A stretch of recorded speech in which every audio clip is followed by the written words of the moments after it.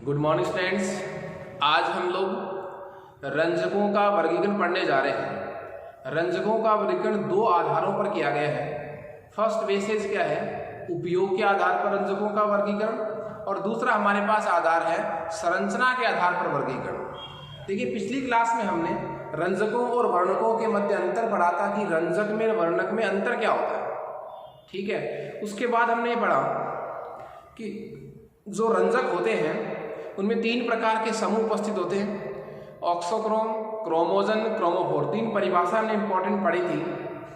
आपको रिवाइज कर दूं कि जिस यौगिक में क्रोमोफोर पड़ा रहता है उस यौगिक को क्रोमोजन कहते हैं।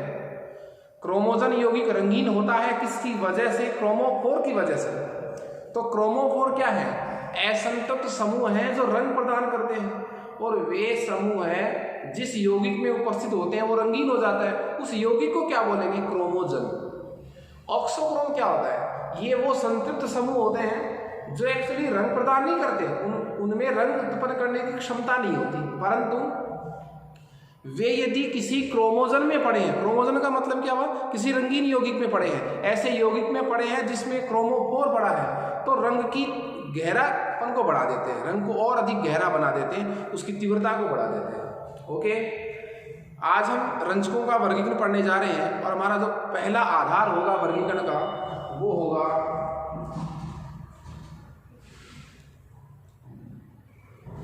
टॉपिक हमारा हो जाएगा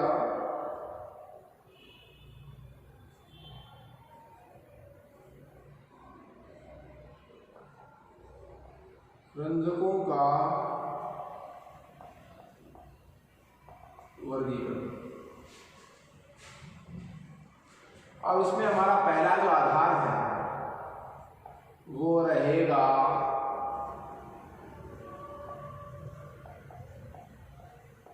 उपयोग के आधार पर। उपयोग के आधार पर, उपयोग के आधार पर हमारा पहला जो रंजक है वो है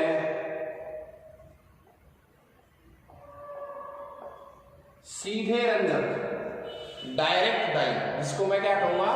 डायरेक्ट डाई या सीधे रंजक, जिनको हम डायरेक्ट यूज करते हैं। ऐसे रंजक पदार्थ जिनको गर्म जल में डुबोया जाता है और डायरेक्ट उस वस्त्र पर, उस रेशे पर, उस वस्तु पर अपन लगाकर उस वस्तु को रंग प्रदान कर सकते हैं। तो ऐसे रंजक जो डायरेक्ट यूज होते हैं क्या कहलाते हैं? सीधे रंजक कहलाते हैं। इससे तो गर्म जल में डुबोएंगे, डायरेक्ट उस वस्तु को रंग देंगे। विशेषकर कैसे कपड़ों को? रेयॉन है, नायलॉन है, रेयॉन, नायलॉन, कॉटन और रेशम के फाइबर्स को रंगने के लिए इनका यूज होता है। दूसरा हमारे पास है रंजक, वो है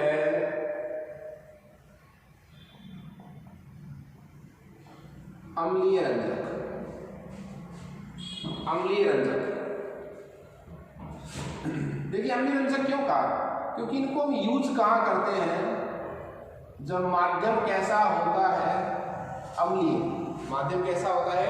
अम्लीय। एक बात आप लोग विशेष का ध्यान रख लें कि आपको इस टॉपिक में याद क्या रखना है। रंजकों वाले टॉपिक में आपको याद क्या रखना है? एक तो रंजक का नाम याद रखना है, एक आपको उसकी विशेषता याद रखनी है, उसका एग्जाम्पल याद रखना है, और वो कहाँ पर यूज किया जाता है इस बात को आपको याद रखना है। फिर जब इसमें जहां बात आती है कि मेनली इसमें पढ़ा क्या जाए, तो नाम, उसका एग्जाम्पल और उसका यूज। तो मैं ये कह रहा था इसका नाम क्यों पड़ा अम्लीय रंजक, कि इसको हम अम्लीय माध्यम में यूज करते हैं। ठीक है, और इसी तरह रेयॉन, नायलॉन के धागों को रंगने में यूज होता है। सबसे खास बात क्या है पता है? ये जो रंजक है ना, कौन से वाले? अम्लीय रंजक जो है, इन अम्लीय रंजकों का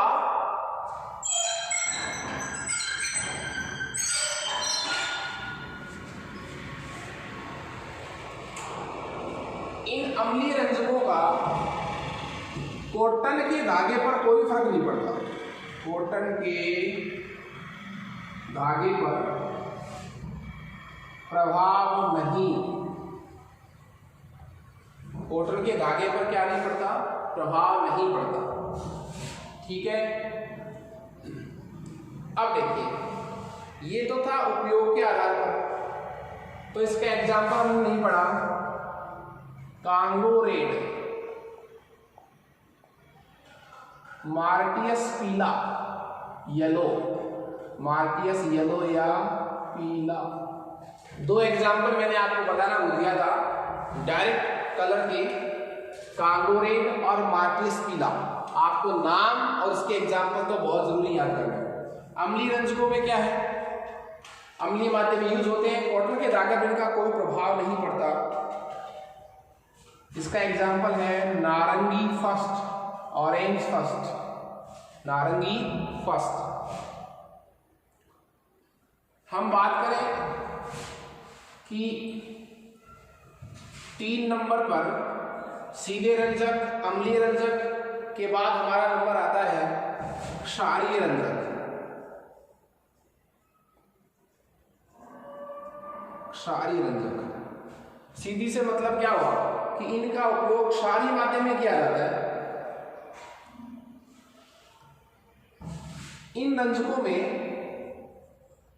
एमीन के लवण उपस्थित होते हैं साहब। क्या उपस्थित होते हैं इनमें, एमीन के लवण उपस्थित होते हैं इन रंजकों में। इनकी खास बात क्या है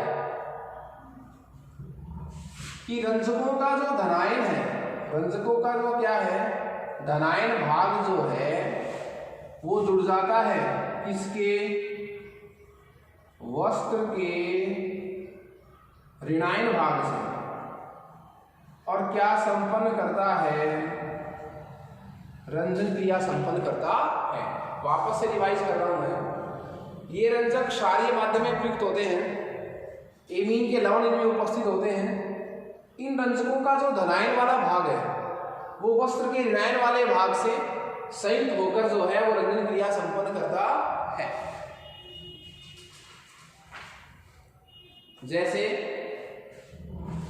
एनिलीन पीला, एग्जाम्पल क्या हो गया, एनिलीन येलो, एनिलीन पीला। कम से कम एक एग्जाम्पल तो आपको याद होना ही चाहिए। और भी लिख सकते हैं वैसे, मेलेकाइट ग्रीन, एनिलीन पीला और मेलेकाइट ग्रीन। इसके बाद हमारा नंबर आता है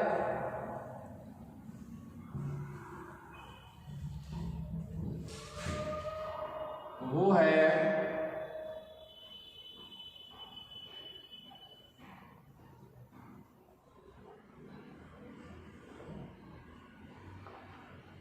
प्रकीर्णित रंजक।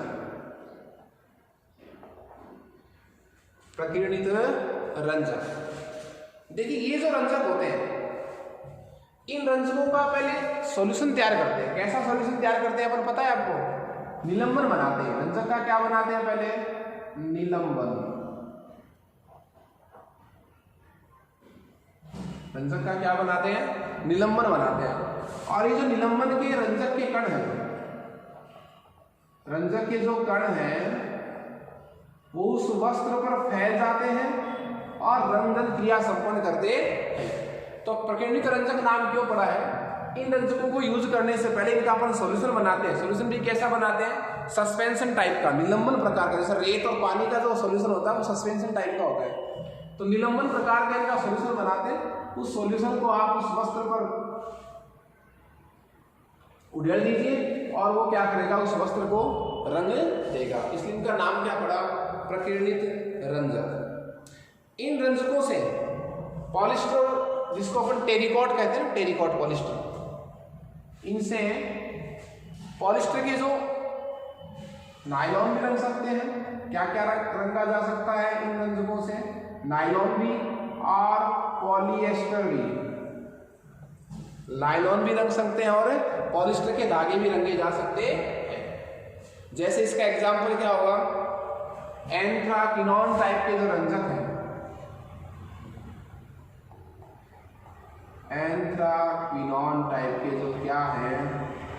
रंजक हैं वो किस में आते हैं? प्रकीर्णित प्रकार के रंजकों में आते हैं। फिर हमारे पास है 5 नंबर रेशा क्रियाशील रंजक। रेशा क्रियाशील रंजक, इन रंजकों की सबसे खास बात देखिए क्या है, सबसे इंपॉर्टेंट बात इन रंजकों की क्या है? ये रंजक जो है वस्त्र से क्रिया करके स्थायी बंध बना लेते हैं, स्थायी रूप बना लेते हैं। पक्के रंगों को भी अपन इसको कह सकते हैं। और कॉटन और रेशम आदि के रेशों को रंगने के लिए इनका यूज किया जाता है। ये रंजक अनुत्क्रमणीय होते हैं।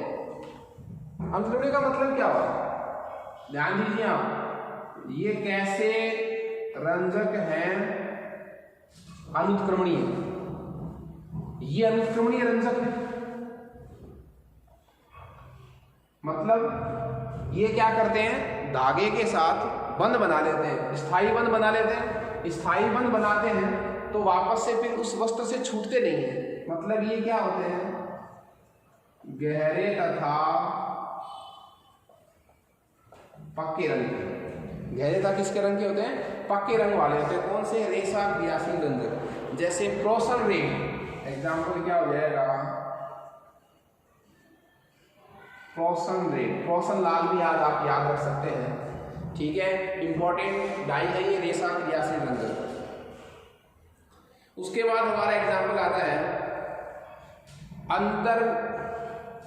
अंतर्निहित रंजक।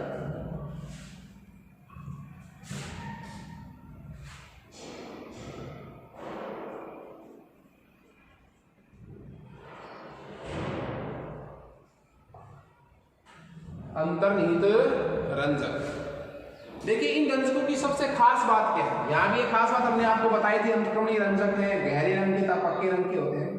यहां एक खास बात क्या है? इनको जब भी यूज किया जाता है, यूज से जस्ट पहले तैयार किए जाते हैं। शायद जब भी इन रंजकों को रंगना होता है, जब हम वस्त्र को इन रंजक से रंगेंगे, उससे जस्ट पहले इनको अपन क्या करेंगे? बनाएंगे। पहले बनाकर इनको तैयार हम नहीं रखेंगे। तो ये जो अंतर्निहित रंजक होते हैं, इन रंजकों को प्रयुक्त करते समय ही इनको निर्मित किया जाता है। इस प्रक्रिया में करते क्या है? अपन क्या करते हैं? जो रेशे होते हैं, जो फाइबर होते हैं, जिनको हमें रंग रहे हैं, उनको एक अभिकारक के विलीन में डुबोकर फिर दूसरे अभिकारक विलीन में डुबोया जाता है, तो रंजक का निर्माण होता है तथा रंजन क्रिया संपन्न होती है। ये पक्के रंग के नहीं होते साहब, क्या नहीं होते? हाँ जी, पक्के रंग नहीं होते, पक्के रंग के नहीं होते साहब। मैंने आपको बताया इन रंजकों को एक सॉल्यूशन में डुबोकर तो रंजक को तैयार करते हैं, और दूसरे सॉल्यूशन में अपन डुबोकर उस धागे को क्या करते हैं? रंगते हैं। समझ गए क्या मेरी बात आप? अंतर्निहित जो रंग है रंजक, इनमें क्या होता है कि यूज से जस्ट पहले इनको तैयार करते हैं। अब क्या करते हैं? 2 सॉल्यूशन तैयार करते हैं। एक सॉल्यूशन में तो रंजक बनेगा और दूसरे सॉल्यूशन में अपन धागे डुबो रखते हैं, तो वहां ये धागे को क्या कर देंगे? रंग देंगे। 2 सॉल्यूशन को डुबोया जाता है कंटिन्यूअस। एक में सॉल्यूशन बनाते हैं रंजक का, दूसरे में उस धागे को अपन रंग देते हैं। पक्के रंग के नहीं होते, पक्के रंग के ये होते नहीं है। इनका एक स्पेशल नाम है साहब, इनको बर्फ रंजक भी कहते हैं, आइस डाई। एक नाम क्या है इनका? बर्फ रंजक। इनको क्या कहते हैं साहब? बर्फ रंजक कहते हैं। इसकी वजह क्या है? जब भी सॉल्यूशन का निर्माण होता है, जब भी सॉल्यूशन का क्या होता है? निर्माण होता है, और रंजन क्रिया, मैंने आपको यही तो बताया था कि इनको यूज करने से जस्ट पहले बनाते हैं, तो इनको बनाने की क्रिया और इनको यूज करने की क्रिया, दोनों ही समय, दोनों के टाइम हम टेम्परेचर क्या रखते हैं? कम। ये शर्त हो गई साहब, कम ताप अनिवार्य होता है, और ताप कम चाहिए, इसलिए इनको क्या नाम दिया गया है? बर्फ रंजक, आइस डाई इनको बोला गया है। अब इसका जो एग्जाम्पल है, जैसे इनका जो एग्जाम्पल है,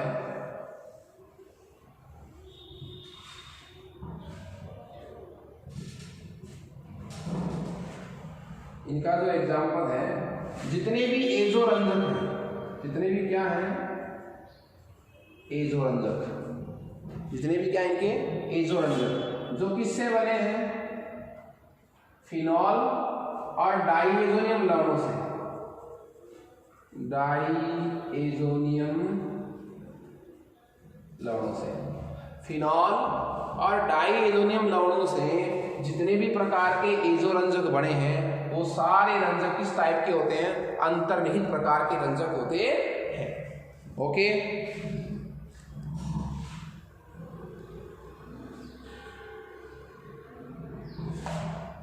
तो हमने 6 प्रकार पढ़ लिए उपयोग के आधार पर। पहला क्या है, सीधे रंजक, जिनको हम सीधे यूज करते हैं गर्म जल में डुबोकर, जैसे कांगो रेड, मार्टियस येलो, या आपको इनके नाम और इनके उदाहरण याद रखते हैं। उसके बाद हमारा अम्लीय रंजक, जिनको अम्लीय माध्यम में यूज करते हैं, ऑरेंज फर्स्ट, कॉटन के कपड़ों पर, धागों पर इनका कोई प्रभाव नहीं पड़ता। फिर हमारा आया है क्षारीय रंजक, क्षारीय रंजक,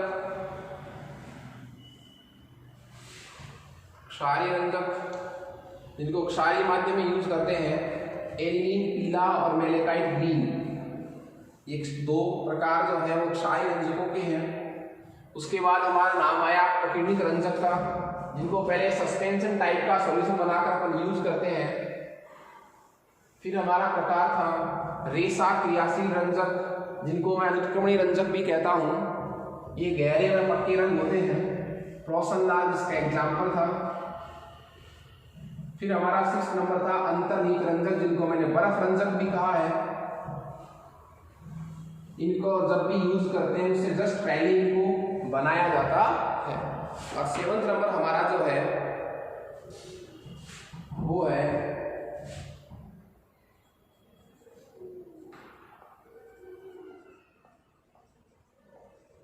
वेट रंजक, वेट रंजक, इसको मैं नम भी कह सकता हूं, गीला।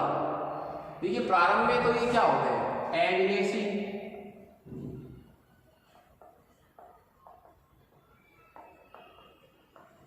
प्रारंभ में तो क्या होते हैं, एविलेसी रंजक होते हैं साहब, पर बाद में इनको क्या करते हैं, घुलनशील, बाद में इनको क्या करते हैं, घुलनशील और रंगहीन रूप में बदला जाता है साहब। घुलनशील किसमें बदला जाता है, रंगहीन रूप में बदला जाता है। फिर इसमें रेशों को भिगोया जाता है। फिर इसमें क्या करते हैं, रेशों को भिगोना, भिगोकर इसको सुखाएंगे अपन, वायु में खुला छोड़ेंगे, वायु में खुला, वायु में खुला होने से इनका क्या होगा, बोलिए, ऑक्सीकरण होगा इनका, और वायु में जब ऑक्सीकरण होगा तो रंजक का जो रंगीन घुलनशील रूप है, ऑक्सीकरण से क्या होगा, जो कैसा रूप है, बोलिए, घुलनशील रंगहीन रूप जो है वो किसमें चेंज हो जाएगा, अघुलनशील रंगीन रूप में परिवर्तन। अब ये कपड़ों से वापस बाहर नहीं निकलेगा। जैसे ब्लू इंडिगो, एग्जाम्पल क्या है, ब्लू इंडिगो, इंडिगो नीला जिसको कहते हैं,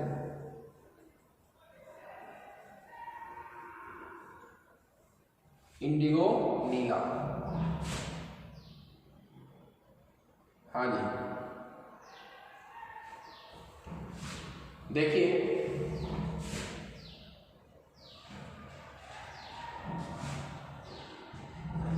जो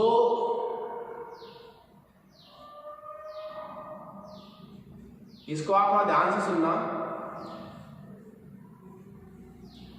जो वेट रंजक है ये प्रारंभ में तो क्या होते हैं, अविलेशील रंजक होते हैं। प्रारंभ में क्या होते हैं, अविलेशील रंजक होते हैं, घुलते नहीं है। इनको घुलनशील रंगहीन रूप में बदला जाता है। अब घुलनशील जल में घुलने वाला रंगहीन रूप है साहब, रंगहीन यौगिक में बदल दिया। उसमें फिर किसको डुबोते हैं? रेशों को भिगोते हैं। रेशों को भिगो दिया, वायु में खुला छोड़ दिया सूखने के लिए, तो जो घुलन, तो वायु में क्या हो जाएगा इनका? ऑक्सीजन। तो घुलनशील जो रंगहीन यौगिक है वो अघुलनशील रंगीन यौगिक में बदल जाता है। तो जल में घुलेगा नहीं और यौगिक कैसा हो जाएगा? वस्त्र कैसा हो जाएगा? रंगीन हो जाएगा। जैसे एग्जाम्पल क्या बताया मैंने आपको? इंडिगो नीला। और लास्ट जो 8 नंबर का है हमारे पास वो है मोर्डेंट डाई।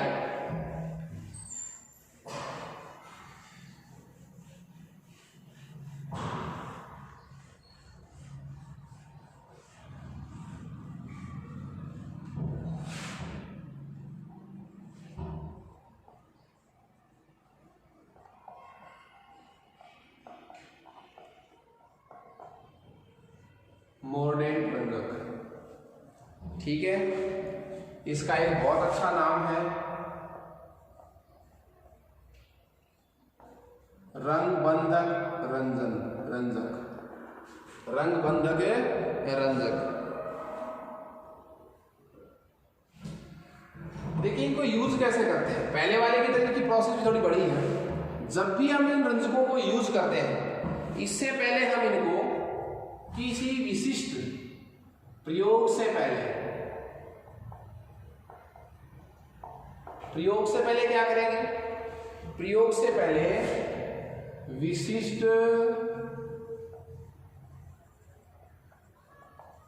धातु के विलयन में, विशिष्ट धातु के विलयन में इनको अपन डुबोएंगे। विशिष्ट धातु के विलयन में आप इनको क्या करेंगे? डुबोएंगे। उसके बाद इन रंजकों के विलयन में डुबोया जाता है साहब, समझ गए? फिर आप इसको किस में डुबोएंगे? उस वस्त्र के विलयन में जिनमें इनको आपको रंगना है। अब इससे क्या होगा? जो रंजक है, रंजक उपसह संयोजक बंध बना लेता है। क्या बना लेता है? उपसह संयोजक बंध। किससे? उस विशिष्ट धातु से। तभी तो नाम क्या पड़ा है? रंगबंधक रंजक। तो और रंजक जैसे ही धातु से क्या बनाता है? उपसह संयोजक बंध। यह उस रेशे से भी रेशे को रंग देता है साहब। तो जब भी इन रंजकों को अपन यूज करते हैं उससे पहले हम इस रंजक को विशिष्ट धातु के विलयन में डुबो देते हैं। उसके बाद उस वस्त्र के रेशे के विलयन में इसको डुबोया जाता है। तो प्रयोग से पहले इसको रेशों को, रंजक की बजाय क्या नाम आएगा? रेशों। प्रयोग से पहले रेशों को विशिष्ट धातु के विलयन में डुबोया जाता है। उससे क्या होगा? रेशे और धातु के मध्य क्या बन जाएगा? उपसह संयोजक बंध बन जाएगा। फिर इसको हम उस रंजक के विलयन में डुबोएंगे तो क्या होगा? रंजक जो है वो रेशों से जुड़ जाता है, उसको रंग देता है। ये जो रंजक है ये भिन्न भिन्न धातुओं के साथ भिन्न भिन्न रंग देते हैं साहब। भिन्न भिन्न धातु के साथ क्या होगा?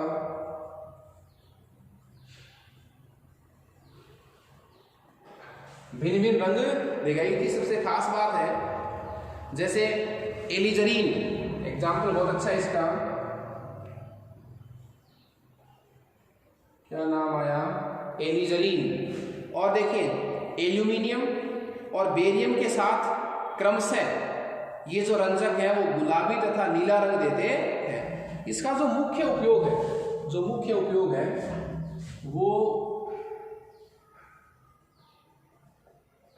ऊनी वस्त्रों को रंगने में किया जाता।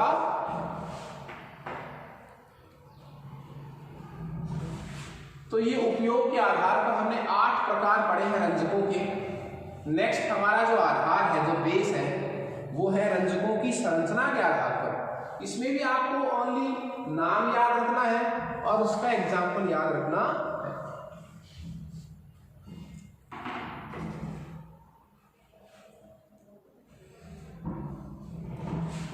तो कैपिटल बी क्या हो जाएगा?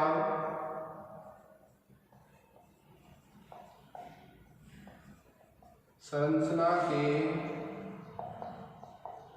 आधार पर वर्गीकरण, संरचना के आधार पर क्या हो जाएगा, वर्गीकरण। इसमें सभी के नाम ही देते, सबके एग्जाम्पल देखिए। फर्स्ट क्या है, नाइट्रो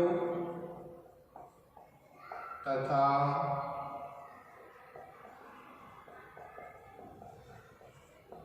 नाइट्रोसो रंजक, नाइट्रो तथा नाइट्रोसो रंजक। सेकंड नंबर हमारे पास है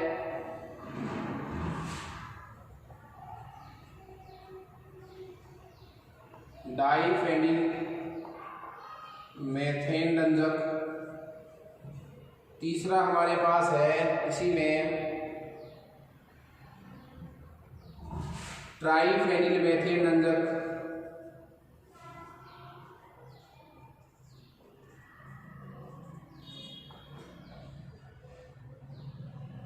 चौथा हमारे पास इसमें है ऑप्शन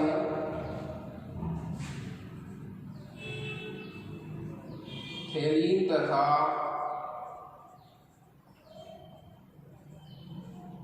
जेंथेन रंजक।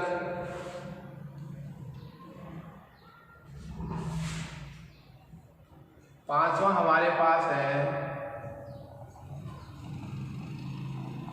नील रंजक, इंडिगो। कहते हैं पुराने जमाने में जो कहते हैं ना कपड़ों में नील नील है, वो नील ऐसा भी है, इंडिगो नील रंजक। ठीक है, बहुत पुराना रंजक है ये।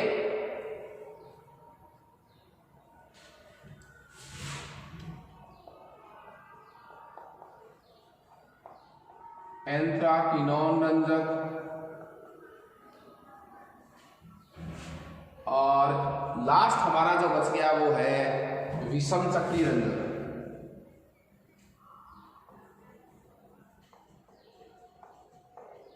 विषम सक्रिय रंजक। ये 7 प्रकार हमारे पास हैं।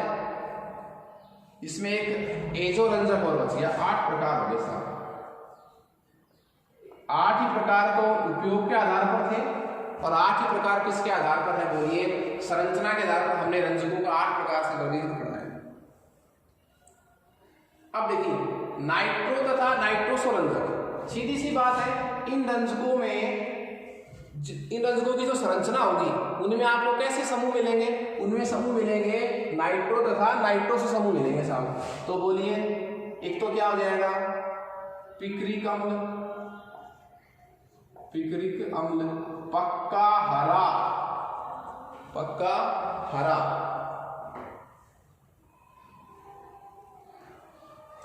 जो डाइफेनिल मेथेन रंजक है, जो क्या है ट्राइफेनिल जो मेथेन रंजक है, तो डाइफेनिल का जो मुख्य उपयोग है वो मुख्यतः कागज व चमड़े को रंगने के लिए, कागज व किसको रंगने के लिए, चमड़े को रंगने के लिए इसका उपयोग किया जाता है। इनमें डाइफेनिल मेथेन स्ट्रक्चर उपस्थित होती है, जैसे ऑरेमीन, एग्जाम्पल क्या हो जाएगा, ऑरेमीन। ट्राइफेनिल मेथेन जो रंजक होते हैं इनमें मुख्य संरचना ट्राइफेनिल मेथेन होती है। मतलब संरचना क्या है, जो मैंने नाम बताए रंजकों के, उनमें आपको ये जो नाम बोले जा रहे हैं ये स्ट्रक्चर तो उसमें रहेगी ही। इन रंजकों से जो ऊन व रेशम के जो रेशे होते हैं, ऊन व रेशम के जो रेशे होते हैं उनको सीधा ही रंगा जा सकता है। पर यदि कॉटन का कपड़ा यदि आप रंग रहे हैं तो पहले इन रंजकों को टेनिंग से मॉडरेट किया जाता है। टेनिंग से क्या किया जाता है, मॉडरेट किया जाता है। जैसे मेलेकाइट ग्रीन, मेलेकाइट ग्रीन, मेरी बात समझ रहे हैं आप। ट्राइफेनिल मेथेन रंजकों में ट्राइफेनिल मेथेन स्ट्रक्चर उपस्थित होती है, एग्जाम्पल मेलेकाइट ग्रीन। आप ऊन व रेशम के रंजकों को डायरेक्ट रंग सकते हैं, और यदि आपको कॉटन के कपड़े को रंगना है, सूती कपड़े को यदि आपको रंगना है तो पहले इनको टेनिंग से अपन मॉडरेट करेंगे। थेलीन व जेंथिन प्रकार के जो रंजक होते हैं, इन रंजकों में थेलीन वलय उपस्थित होती है, जेंथिन वलय उपस्थित होती है, इसलिए इनका नाम क्या हो गया, थेलीन तथा जेंथिन रंजक। जैसे फिनॉल्फथैलीन, थेलीन रंजक का एग्जाम्पल क्या हो जाएगा, फिनॉल्फथैलीन। और जेंथिन का क्या हो जाएगा, फ्लोरेसीन, फ्लोरेसीन। तो जेंथिन प्रकार की वलय पाई जाती है फ्लोरेसीन में, और थेलीन में का एग्जाम्पल क्या हो गया, फिनॉल्फथैलीन। उसके बाद हमारे पास अच्छा एग्जाम्पल है वो है नील इंडिगो रंजक। सर्वाधिक प्राचीनतम कार्बनिक रंजक है जो इंडिगोफेरा नामक पौधे से प्राप्त हुआ था। एग्जाम्पल इसका डायरेक्ट क्या है, नील। एंथ्राकिनोन रंजकों में एंथ्राकिनोन प्रकार की बलें उपस्थित होती है, जैसे एलिजरीन। एग्जाम्पल क्या हो जाएगा, मॉडर्न रंजक की श्रेणी में आता है एलिजरीन। विषम चक्रीय रंजकों की बात करें तो कम से कम एक विषम चक्रीय वलय इनमें उपस्थित होती है, कम से कम एक विषम चक्रीय वलय इनमें उपस्थित होती है, जैसे एकीफ्लेविन।